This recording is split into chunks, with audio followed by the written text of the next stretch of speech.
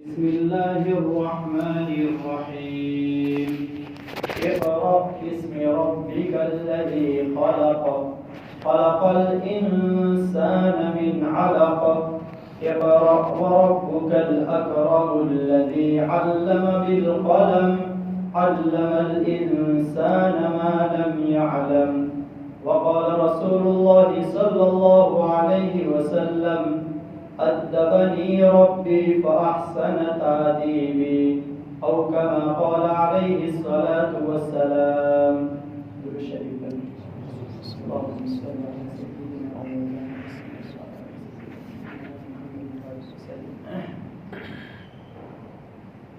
محترم عزیز دوست اور بزرگوں،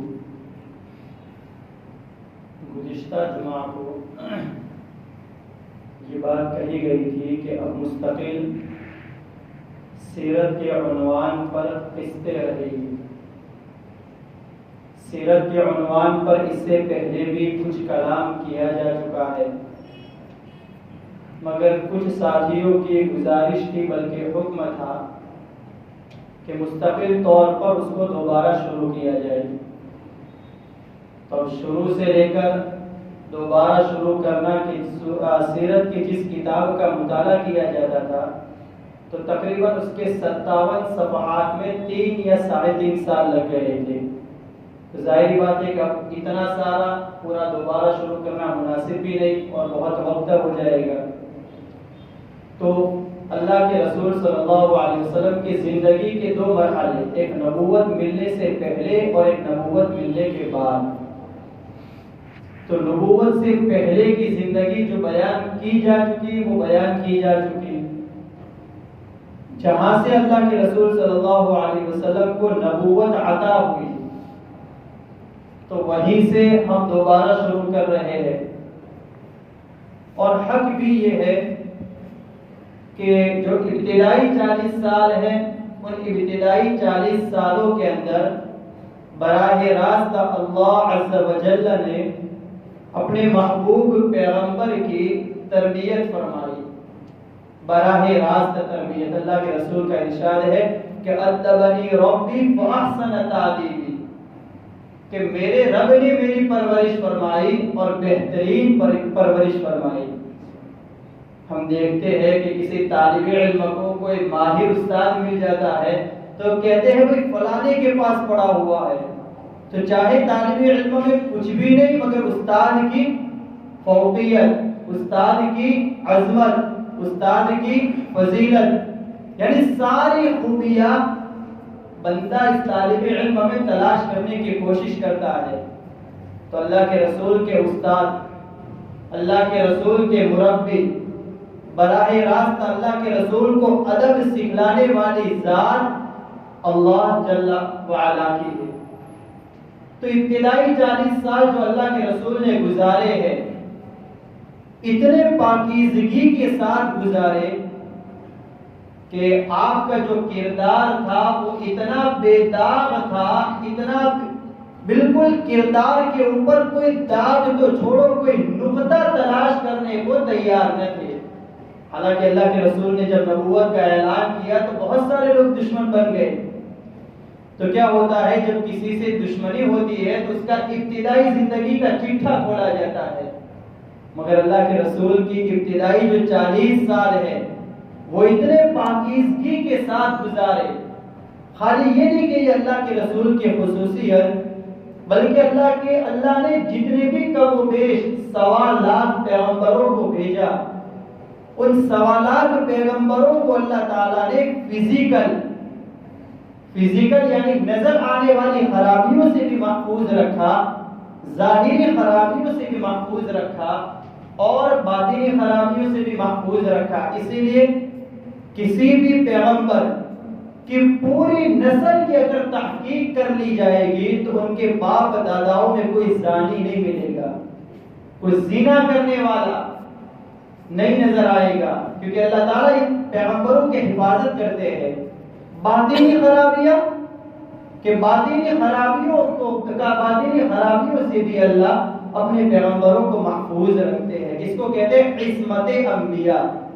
انبیاء کی حفاظت براہ راست اللہ کرتا ہے. علماء نے لکھا ہے کہ واللہ یعصمک من الناس، جب تبلیغ کا حکم نازل ہوا اور اس آیت میں اللہ نے فرمایا کہ اللہ آپ کی حفاظت کرے گا، تو اس سے مراد ظاہری تکلیفیں ہے کہ کوئی دشمن آپ کے بال تک نہیں پہنچ پائے گا، باقی پہلے والی عصمت تو پہلے سے ثابت تھی کہ خرابیوں سے حفاظت۔ اسی لیے کفار مکہ جو اللہ کے رسول کے بعد میں جا کر دشمن بنے، جانی دشمن بنے، پورا جزیرت العرب ان کے چہرے کھل اٹھتے تھے جب اللہ کے رسول محمد عربی سرکار دو عالم صلی اللہ علیہ وسلم کا نام لیا جاتا تھا نبوت سے پہلے، کہ محمد، کوئی واقعہ ان کی طرف منسوب ہوا کہ محمد، کوئی کلام ان کی طرف منسوب ہو گیا کہ محمد، سرکار دو عالم صلی اللہ علیہ وسلم، چہروں پر کھلکھلاہٹ، پیشانی کا پھیل جانا، ہونٹوں کا مسکرا جانا، یہ جزیرت العرب میں پہلے سے یہ محبت نبوت عطا کیے جانے سے پہلے تھی۔ فطری محبت، فطری میلان ان کی طرف ہو چکا تھا۔ اور وجہ کیا تھی؟ وجہ یہ تھی کہ ہر کوئی جانتا تھا کہ آپ کی ذات اقدس با حیا ہے، شرم و حیا کی پیکر ہے، کہ ان کا جیسا کوئی شرم و حیا کا پیکر پوری تاریخ انسانیت میں پیش کرنے سے قاصر تھا۔ شرم و حیا، منصف مزاج کے اندر انصاف، یہ نہیں کہ میرا قبیلہ ہے تو حجر اسود کو وہی اٹھائے گا، میرے قبیلے کی شاخ ہے تو حجر اسود کے بارے میں اختلاف ہوا، کہا کہ ایک چادر پھیلاؤ، ہر قبیلے سے ہر شاخ سے 2 مرد آئیں گے اور اٹھائیں گے۔ منصف مزاج، کسی ایک جانب کی طرف داری یہ اللہ کے رسول کے مزاج میں نہیں تھی۔ کہ صادق الوعد، کہ کلام بھی سچا، عمل بھی سچا۔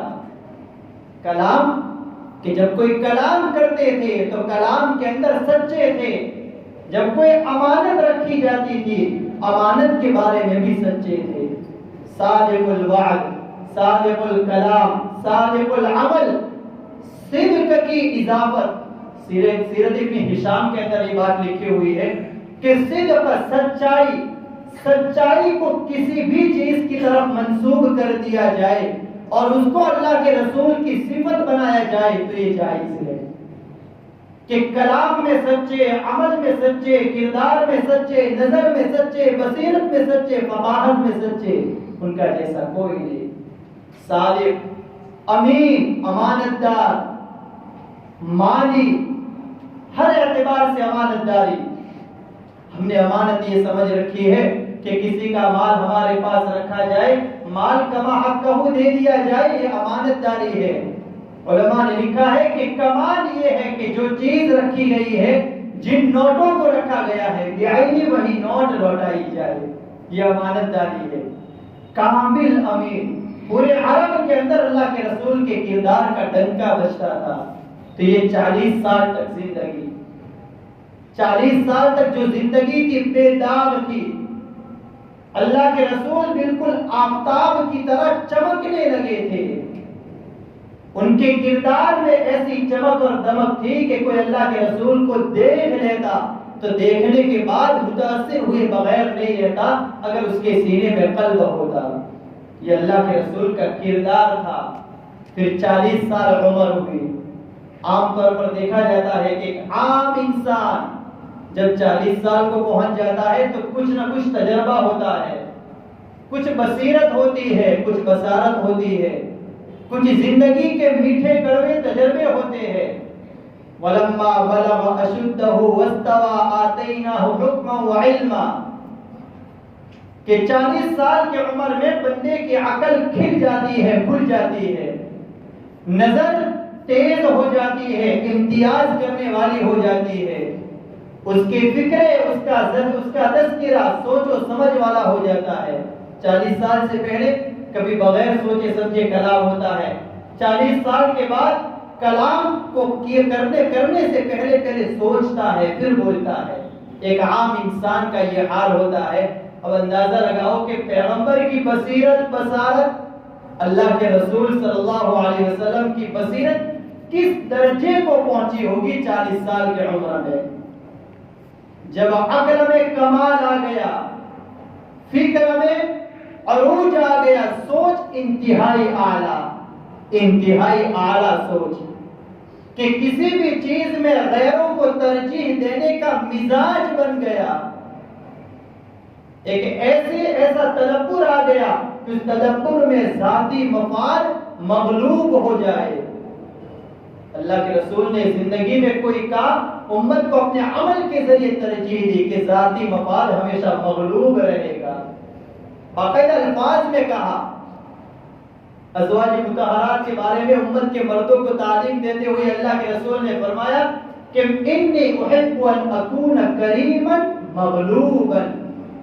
جانتے ہو کہ قصور بیوی کا ہے، مگر میں مغلوب بن کر رہنا پسند کرتا ہوں، لہذا امت کے مردوں تم بھی اپنی بیویوں کے سامنے مغلوب رہنا، چاہے قصور اس کا ہے مگر معافی میں مقدم تمہاری ذات ہو.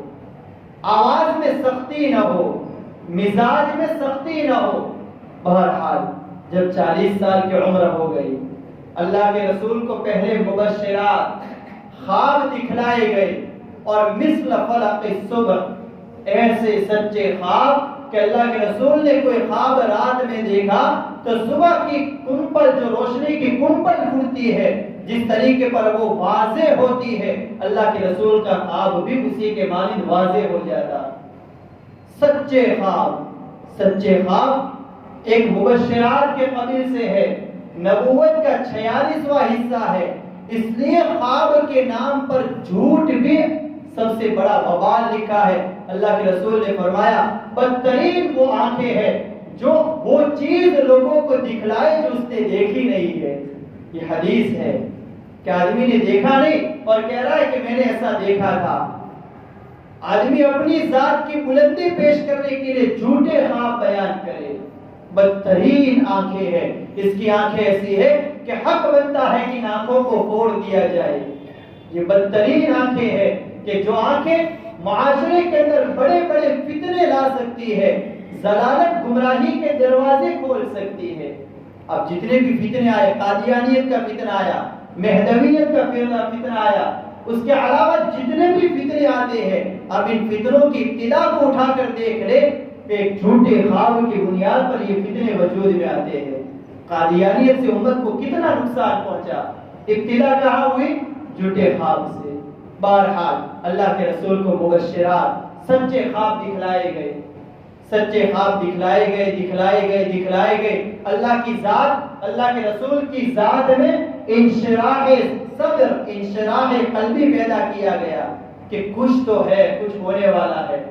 یہ اندر دل کے اندر فیلنگ پیدا کروائی گئی، اور دل کے اندر جب فیلنگ مکمل پیدا ہو گئی، انشراح ہو گیا، تو ایک اللہ کے رسول نے آہستہ آہستہ جبل نور کو کون جانتا اگر اللہ کے رسول کے اقدام عالیہ اس جبل کو بوسہ نہ دیتے.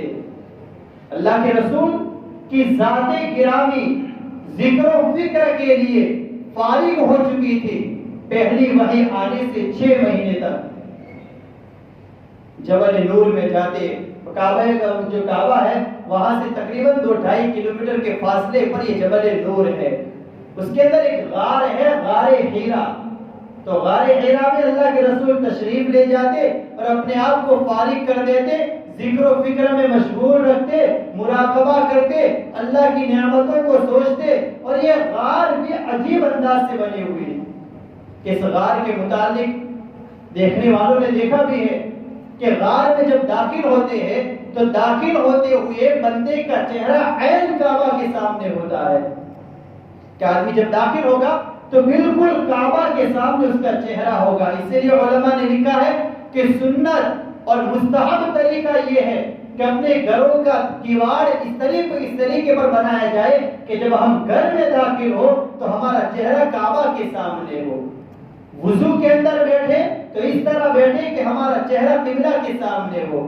اگر وہاں بیٹھک خالی نہیں، رکعت کے جانے کا اندیشہ ہے، تو ایسا نہیں کہ مستحب کی رعایت میں فرض کو ہم ترک کر دیں، مگر کوشش کریں کہ زیادہ سے زیادہ ہمارا چہرہ قبلہ کے سامنے رہے، زیادہ سے زیادہ نماز کے اندر ہمارے چھوٹے چھوٹے اعضاء، انگلیاں سجدے کے اندر جائے تو لوگ پرواہ نہیں کرتے ہیں، کبھی کبھار تو پیر بھی اٹھا لیتے ہیں، اور کبھی انگلیاں زمین سے ٹچ ہوتی ہے مگر قبلہ کی طرف نہیں ہوتی، بلکہ کوشش کریں ان انگلیوں کو اس طرح موڑ کر کے کعبہ کے سامنے رکھے۔